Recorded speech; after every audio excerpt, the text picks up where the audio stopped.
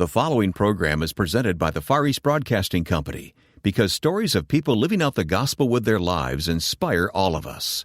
FEBC, taking Christ to the world through radio and new media. Learn more at FEBC.org. I just feel there's such a connection in serving the poor. I have seen the eyes of God and the beauty of God in the poor. And I've seen it's more blessed to give than to receive. It's just such a joy to walk with the poor.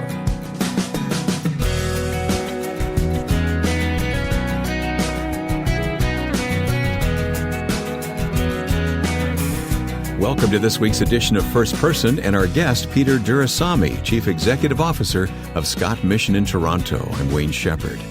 These conversations are meant to encourage you in your daily faith as they tell the stories of people who are giving their lives to the Lord and learning to follow Him in a unique calling. If you're not a regular listener, you may want to go back through our archive to review previous interviews from people from all walks of life. You'll find our podcasts at iTunes and with various podcast apps, and our website also contains an archive that's found at firstpersoninterview.com. There's also a smartphone app you can use called First Person Interview in your app store. And thank you to the Far East Broadcasting Company for helping make First Person possible. FEBC has an incredible ministry of proclaiming the gospel in many countries of the world and reaches millions of people each and every day. Learn how to pray for FEBC's ministry by visiting FEBC.org and clicking on the Pray button, FEBC.org. Peter Duraisami is the CEO of Scott Mission in Toronto, an inner-city ministry serving that international city. Peter and I sat down recently to talk about his calling. It's great, Wayne, to be here. The Lord has called me at this moment to be at the Scott Mission. And the Scott Mission is an inner-city urban Christian organization. It's been there for 77 years. In Toronto, Canada? Right in Toronto, Canada, yeah. And right downtown. It's a beautiful organization. It's a Christian organization. It's a ministry of mercy and love to those who are so much in need. So I've been honored to be there for 30 years. All the times I've been in Canada. Wow. I've been there and, I'm enjoying every bit of it. We'll get to the story of how you started at Scott Mission later. But talk to me about Toronto and the inner city of Toronto. It's a very international city, I know. But there, like any inner city, there's a lot of great need, isn't there? Yeah, Toronto is a beautiful city. I love Toronto. I've traveled to different nations, but I want to come back to Toronto. I just love that city. It's one of the most multicultural city. When you travel in the subway and you just listen, you can listen to various nationalities and various languages, various people groups. It's just amazing. It's literally heaven on earth. The languages, the food, the culture. It's just amazing. And also living in harmony together in a city like that is amazing. But there's so much of need in Toronto. The poor, the homelessness, the addiction issues, the mental illness, broken families. It trickles down. What's happening in the society trickles down to the streets. And that's where I see the rawness of brokenness. And it's just amazing that God has given us the privilege in Scott Mission to take care of these people. I know God's given you a big heart for that. We'll talk more about that, but I want your story here on First Person because you've lived in Canada, a mere 30 years? Yes. Where did you come from? I came from India, Wayne. Came to Canada in 1989. I grew up in India. I grew up in a beautiful home. Mom, dad, and 8 brothers and sisters. I was the 8th, the last. You were the tail end, huh? I was, and I was spoiled. I was the baby of the family. And my brothers and sisters spoiled me. My mom and dad spoiled me, and I didn't mind that at all. We had a wonderful Christian home. I went to Sunday school, went to church, went to, we sat around the piano every Sunday and sang songs. We had devotions every week. So I really had a beautiful home growing up.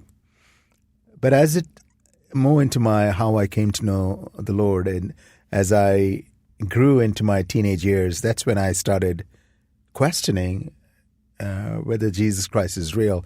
I went through a crisis in my own personal life, and I tried praying. Like how I tried praying, but I knew my prayers were not going over the rooftop. And all of a sudden, I recognized I don't know whom I'm talking to. And is there somebody really up there? And to answer the question, I knew there is a God upstairs, but I wasn't convinced it has to be Jesus. Because I was born in a Christian family, I was brought up in a Christian home. My question was, why can't it be Allah? Why can't it be Krishna? Why can't it be the thousands of gods? Well, in India, you had many to choose from, didn't you? When we had tons of people. It's a buffet of gods, I guess. And I was really searching, why can't it be any one of those gods? I tried reading the Bible. It didn't make sense. It just didn't make sense. My sister knew the Lord. And she said, why don't you come to a camp? It was a Methodist church, and they were going for a camp. So I said, okay, I'll come. And I went to the camp, and there were people sharing their testimonies. It really touched me, and I knew what they were sharing about their relationship with God was real. But I knew I didn't have it. I didn't have it. And they came and said, why don't we pray for you? And I stopped them from praying because I was angry with God. I mean, they knew God, but I don't know this God. So there was a fight going on within me about this God, whom I couldn't deny that these people knew their God. But it was during a communion service, right in the end of the camp, that's when I gave myself and said, God, I give myself to you. In a very simple way, I said, Lord, forgive me. Just come in. I just handed over. But it wasn't me reaching out to God. It was God reaching out to me. That's the power of the gospel for me. Right. He just came so powerfully. I grew up in a Christian home, so I didn't have much of any addiction issues, any of that. But there was so much chains falling off, if I can use that phrase. Wow. There was such a peace that came upon me. And that experience was very, very, very genuine. No looking back after that? Oh, my goodness. I'll never look back. But I'm an accountant by profession. I was doing my CA at that point. For me, 2 + 2 is 4, and I need proof. So that one experience wasn't enough. And I said, Lord, I need to know. I need to know for sure that you are real. So that was 1977 in the month of May that I had that experience with God. And it took me 2 years, from 77 to 79, that I challenged God. I said, Lord, if you're real, prove it to me. I want to know if you're real. And 77 to 79, I was God just showed up when I saw this lame walk. I saw the blind see. I'll get into a crowded bus in India. You've seen crowded buses in India. They're all crowded, aren't they? They're all so crowded. I mean, there's no place to stand, and I'll be so tired coming from work, and I'll say, God, give me a seat. And there'll be an empty seat in the bus, and normally when there's an empty seat, people around will sit, but nobody will be sitting, and he'll say, here's your seat. So there was... so that even in those little things, you saw them as God answering your prayers. It was the little things, Wayne, more than the big things. I'll ask for... I'll lose my key, and I'll say, God, show me where's the key. And he'll say, look at this particular pocket, pen pocket. And I'll say, I just looked at it. He said, no, go back and look. And I'll go back and look, that keys will be there. And you're convinced that was God answering those simple prayers. It was so real, Wayne.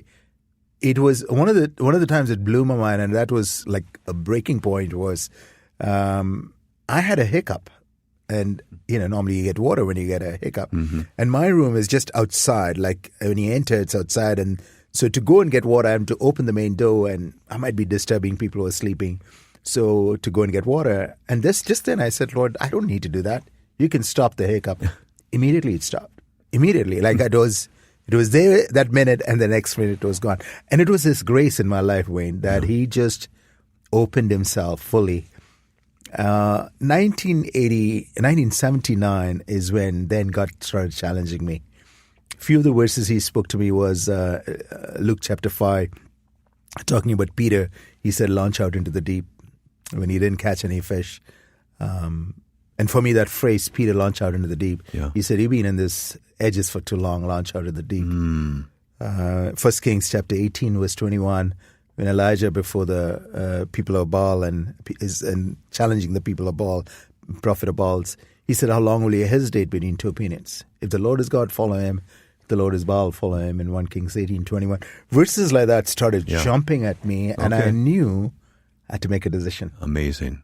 And as an accountant, you were probably impressed with the fact that it was 153 fish, right? I was. I'm more impressed that he left the fish and followed Him. There you go. Saying, it's an amazing story. Yeah.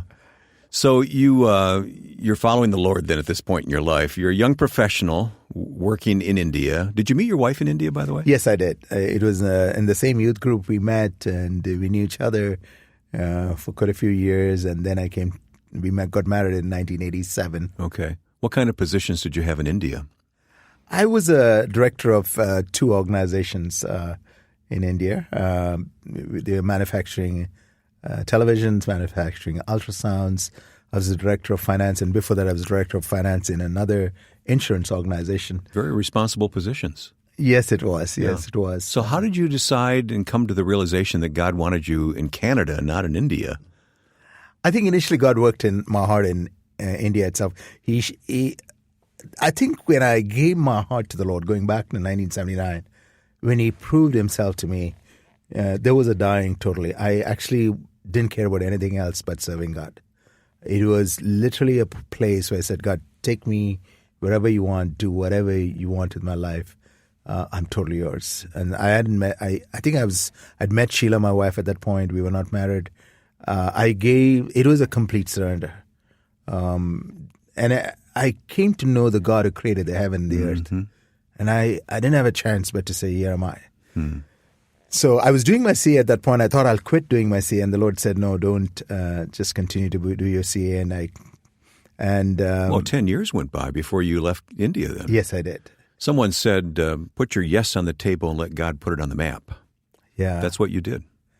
Yeah, actually, that's very true. And literally He showed me the map of India, and He said, you'll be traveling all across India. And then He said, you'll travel all across the nations and give your life to me. I did do my CA. I did work in a secular organization. But one of the things coming out of poverty is there's a poverty mentality that you need to have money. And money was a stronghold in my life. I didn't know that. I wanted to earn money. I wanted to be secure in my life. But God wanted that to be broken. So when I was working in these few companies in India, the Lord said, I want you to leave. And I was joining a Christian organization where I was earning lower than the lowest paid person in my company. I was getting married. I was moving to the capital city in New Delhi. And my wife has tremendous faith. And she said, God tells you, just do it. Wives are like that. Yeah, they're a great support. So that 2 years of leaving everything and going to India in New Delhi was a turning point in trusting God. You know, I had to trust for my shampoo, my basic necessity. I had a two-wheeler, and it'll run without gas for days and days and days. And that's where God broke me in my dependence on Him, that I can trust God. We'll continue to get to know Peter and learn about the Scott Mission in Toronto coming up on this edition of First Person.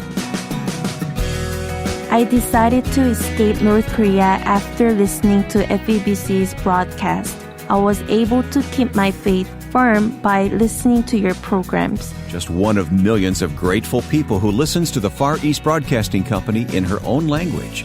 FEBC is dedicated to taking Christ to the world through radio and new media. To learn more, please visit febc.org. That's febc.org. The Far East Broadcasting Company, until all have heard.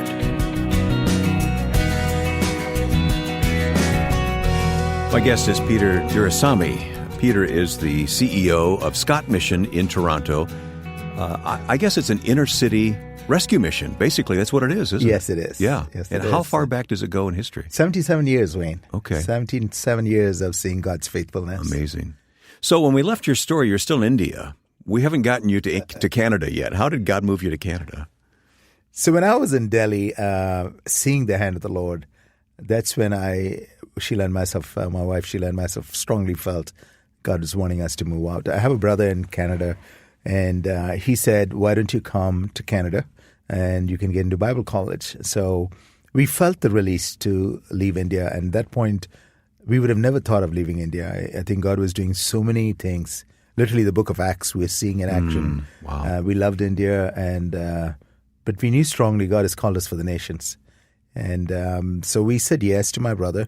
It was a huge miracle getting our visa to India, because we didn't have the funds, we didn't have the finance, we didn't have many of the things that the Canadian immigration people were asking for. But you had God on your side. I had God, actually. And it's funny, in the end of the day, when we went to the immigration officers, and the Lord said, go this particular day, and we did. And we waited for them to finally call us, and they called us. We were the last to go. And basically they said, we lost all your documents. Oh. And then they said, but we have your passports. We want to give you the visa. When do you want to go? So that's how even coming to Canada was a miracle. And we knew it was God who brought us. So you went to Bible college here at Tyndale? I did. We did go to Tyndale and started doing my Master of Divinity. I imagine you had to work at the same time. I did. And we had our first born boy, Johan, at the same time. I was working full-time and I got into Scott Mission at that point. And it was new. The snow was new. The winter was new. The culture was new. So it was good, but it was a challenging time. Sure. Especially the first 5 years in Canada was very, very challenging. One of the key things is I got used to seeing the miracles of God. I got used to that. Was normal. And coming to Canada, it was all of a sudden so difficult. Living in a new world, and it was a real challenge for me and my wife. But we knew God had called us to Canada. Yeah, you took some pretty humble jobs to start out too, didn't you? Yes, it was. I mean, my first job actually was a dishwasher in Tyndale University, and I used to work late in the nights. I used to work late in the nights because that's when we cleaned all the floors, the walls. And I was a dishwasher there again, so all the people used to give the dirty dishes to me. Were you resentful at all that you had to give up your professional career in accounting and all that to wash dishes and mop floors? Actually, no, and I'll never be, I wouldn't say that, but I knew God put me in that position. Okay. My question was, I asked God, Lord, why did he put me in this position? He can put me anywhere. And one of the things he said is, Peter, look, within a short period of time, everyone who's in the university is coming and giving the dishes to you, and they'll come to know you. So within 2 weeks, I knew all the professors, I knew all the students, and some of them came to know my story. And within a few days, in a huge meeting, they wanted me to give the testimony, and God just started opening doors because I was a dishwasher. So from that humble beginning at Scott Mission to CEO, that has to be another story in and of itself. Yeah, there's two things I love about God. One is I love the poor. When I came to know the Lord, God has given me a heart for the poor of all nations. So Scott Mission is so much hands-on, loving the people. We get about 250 homeless on a daily basis. We get about 100 families. We take 100 kids in the summer to camp per session, and the list goes on. And I was initially worked as a dishwasher in the kitchen and then moved into men's ministry. I think it was a setup of God. God wanted me to know the poor in this side of the world. And the other thing is I love evangelism. I love to tell people about the Lord. And who else but to preach the gospel to the poor. So those two things are very dear to my heart, that I love the place. I love the people. I love the place. And initially I was in the kitchen, then I was in the men's ministry where I was there for about 2 years, and the founder's daughter, Elaine, she was my supervisor. So she was my mentor. Yeah. Really. So you had a good one. Somebody who really knew. Yeah, she was so good in teaching me the culture, teaching me how to love the poor. And I was so new from India, thrown into the front line in Canada, and it was a great setup, and I loved it. For a lot of people, it takes years or maybe even decades to look back and to see the hand of God. You seem to see it along the way. Is that the way it happened to you? I somehow see the Lord every day. Sitting here today with you is the hand of the Lord. I don't know. He walks with me. I talk with him on a daily basis. He's so real. Sometimes he tells me what's going to happen in the next day. But the greatest joy for me is walking in his presence and hearing his voice. So I know he works, like Romans is 8:28, where it says he works all things to good for those who love him and are called according to his purpose. I really believe that he's working in my life and my kids' life, and we have struggles. I have many struggles even now, but in that struggle, He is so real. He is. I would love to just keep clinging on to him. Give me the word. Yeah. Leave me alone. I would love it just being with him. Yeah. Peter, I'm curious if you ever go back to India. I did quite a few. Nearly every year I used to go, Wayne. And your family's all still there, your extended family. My extended family. My mom and dad and my brothers and sisters were there, but I've lost quite a few of my brothers and sisters and mom and dad. Oh. Yeah, but I love India. I love the poor in India. My wife goes nearly every year to preach at a particular conference, and we support an orphanage where we're rescuing girls from sex trafficking. The moms are involved in prostitution, and we're rescuing them. There's so much work to be done in India. So my heart is connected to India. Mm-hmm. But God's given me a heart for the nations. Yeah, of course. Yeah, it's obvious. It really is. India has been in the news, of course, because Christianity is not looked upon favorably in India. Yeah. Any thoughts about that? There's tons of persecution going on in India. I met a pastor very recently, and he works in northern part of India. And every time they say goodbye to the kids and their wives, it's literally not sure whether they'll come back. And I asked him, but people are coming to know the Lord. And the people who are coming to know the Lord are so strong in the Lord. And I said, how is it happening when persecution is so much? And he said, there's a place, and a lot of the pastors get beaten up, especially in northern part of India. And he said, after one stage, it's over. They're willing to die. So the level of preaching, the level of faith is different. And he said, Peter, I don't know, when they preach, people just flock and come to know the Lord because they've given their lives completely, and they could die, and they're willing to die.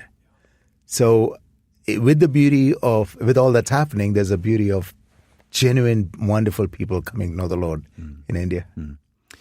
Whether it's in India or in Toronto, Canada, what do you learn from the poor yourself? What you've done to the least, you've done it unto me. I just feel there's such a connection in serving the poor and seeing God. I have seen the eyes of God and the beauty of God in the poor. And I've seen they have blessed me so much. And it's a joy. It's more blessed to give than to receive. It's just such a joy to walk with the poor and to love the poor. There's a beauty with the poor, with the people who are so poor. Their faith level is different. They're broken, and something beautiful to be broken. Something so wonderful. And when they love the Lord, when they come to know the Lord, it's so genuine. That's why I don't know, God's drawn me to the poor, and I love the poor. Prosperity robs us of that, doesn't it? Yes. Yeah, I've enjoyed just ministering to the poor, Wayne, and ultimately seeing the hand of the Lord. People coming to know the Lord. I think the greatest joy is leading a person to the Jesus, and we are able to, in Scott Mission, lead many to the Lord. I loved getting to know Peter through our conversation and learning more about his ministry in Canada.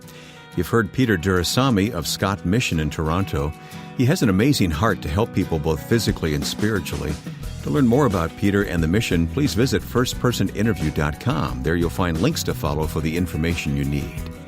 I'd like to thank the Far East Broadcasting Company for their support of First Person, allowing us to find and bring you these stories each week. FEBC's extensive broadcast ministry is seeing remarkable results in terms of people of many cultures turning to Christ and learning His Word. Your support of FEBC is vital to those who may otherwise be unreached. To learn more about what you can do to help, please visit febc.org. That's febc.org. And find us on Facebook at facebook.com/firstpersoninterview. Now, with thanks to my friend and producer Joe Carlson, I'm Wayne Shepherd. Thank you for listening to First Person.